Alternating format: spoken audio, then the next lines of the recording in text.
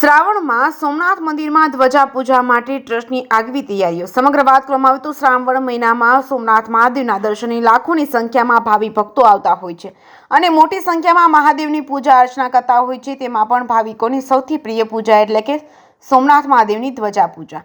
ત્યારે 30 દિવસનો શ્રાવણ રૂપી શિવોત્સવ આવી રહ્યો છે. ત્યારે મહાદેવની ધ્વજા પૂજા અગાઉના વર્ષો કરતાં વધુ નોંધવાની સંભાવના છે, જેને લઈને ટ્રસ્ટે આગવી તૈયારીઓ કરી મોટી માત્રામાં ધ્વજા પૂજા થઈ શકે તેવી પૂરી તૈયારીઓ કરી છે. ધ્વજાનું શાસ્ત્રોક્ત મહત્વ. ધ્વજા પૂજા ભક્તોનું કલ્યાણ કરવાની સાથે તેમના પિતૃઓને સદગતિ આપે અને ધ્વજા પૂજા કરવાથી ભક્તની યશ અને કીર્તિ અને આયુષ્માં વૃદ્ધિ થાય અને ધ્વજા કેતુ સ્વરૂપ પણ માનવામાં આવે છે, જેથી જ્યોતિષ શાસ્ત્રની દ્રષ્ટિએ ધ્વજા પૂજા અતિ મહત્વની અને પૂર્ણદાયક માનવામાં આવે છે.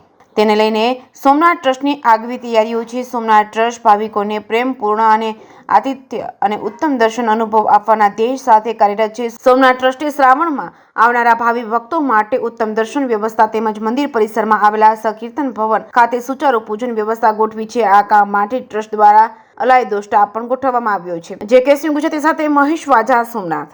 સોમનાથ ટ્રસ્ટ દ્વારા ભગવાન સોમનાથજીના જે શિખર પર ધ્વજા ચડાવવામાં આવે છે, આ ધ્વજાની ચોક્કસ એની ડિઝાઇન નક્કી કરી અને સ્થાનિક મહિલાઓ દ્વારા આ ધ્વજા તૈયાર કરવામાં આવે છે. તેમજ ખાસ કરીને શ્રાવણ માસમાં લોકો ધ્વજા પૂજા માટેનું વિશેષ મહત્ત્વ હોય અને દેશ વિદેશથી આવતા લોકો પણ આ ધ્વજા પૂજા કરાવતા હોય છે. ટ્રસ્ટ દ્વારા આ ધ્વજાની મંદિરમાં જ પૂજા કરાવી અને જ્યારે મોટા સમૂહ આવતા હોય ત્યારે એને વાજતા ગાજતે શોભાયાત્રા સ્વરૂપે પણ લોકો ભગવાન સોમનાથજીની ધ્વજા ચડાવતા હોય છે. વિશેષમાં ટ્રસ્ટ દ્વારા એવી પણ વ્યવસ્થા ગોઠવવામાં છે, કોઈ જાતે પણ દોરી ખેંચી અને ધ્વજા ચડાવવા માગતા હોય તો એની વ્યવસ્થા પણ ટ્રસ્ટે ગોઠવી છે.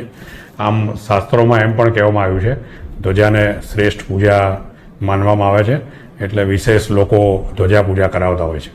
સોમનાથ મંદિરમાં ધ્વજા પૂજાનો સમય સવારે 7:30થી લઈને સાંજે 5:30 સુધીનો હોય છે. એટલે ગમે ત્યારે કોઈ માણસ આવી અને પોતે ધ્વજા પૂજા નોંધાવી ધ્વજા પૂજા કરી અને ભગવાનને ધ્વજા ચડાવી શકતા હોય છે, જેને કારણે વધુમાં વધુ લોકો ભગવાનના ધ્વજાની પૂજા કરવાનો અને ધ્વજા ચડાવવાનો લાભ લેતા હોય છે.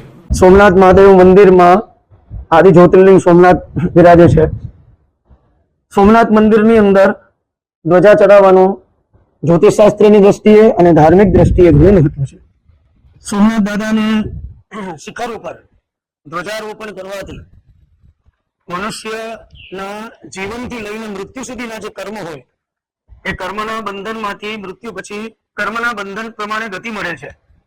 તો એ કર્મના બંધનમાંથી મુક્તિ આપવા માટે અને પિતૃઓના ઉદ્ધાર માટે ધ્વજા પૂજનનું મૂળ મહત્વ છે. જ્યોતિષ શાસ્ત્ર અનુસાર આપણા યુનિવર્સમાં બ્રહ્માંડમાં 9 ગ્રહો આવેલા છે. એ 9 ગ્રહોના આકાર છે. તો 9 ગ્રહોમાં કેતુ જે છે એનો આકાર છે એ ધ્વજા આકાર છે. તો જ્યોતિષ શાસ્ત્રની દ્રષ્ટિએ કેતુ છે એ આધ્યાત્મિક અને મુક્તિનું કારક છે. તો કેતુ ધ્વજા ચડાવવાથી જો જન્મકુંડલીમાં શનિ કેતુના શ્રાપિત યોગ થતા હોય કે કોઈ પણ શ્રાપિત યોગ થતા હોય તો એનાથી પણ મુક્તિ મળે છે.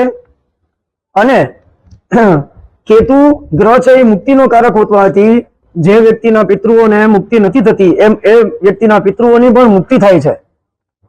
અને બીજું, તમારી જે કોઈ પણ મનોકામના હોય, જેમ કે યશ, કીર્તિ, જન્મ, મૃત્યુ, જરા, વ્યાધિ, રોગ, પીડા, આ કોઈ પણ પ્રકારની મનોકામના હોય તો એ ધ્વજારોપણ કરવાથી બાધાઓમાંથી નિવૃત્ત થાય છે.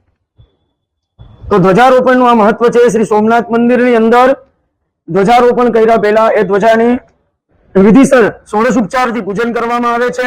ષોડશોપચારથી પૂજન કર્યા પછી ભગવાનના મુખ્ય શિખર ઉપર ધ્વજાનું રોપણ કરવામાં આવે છે. તો ધ્વજા ચડાવવાનું સોમનાથ મંદિરની અંદર આખા શ્રાવણ માસ દરમિયાન પણ ધ્વજા ચડાવવાનું ખૂબ મહત્વ છે.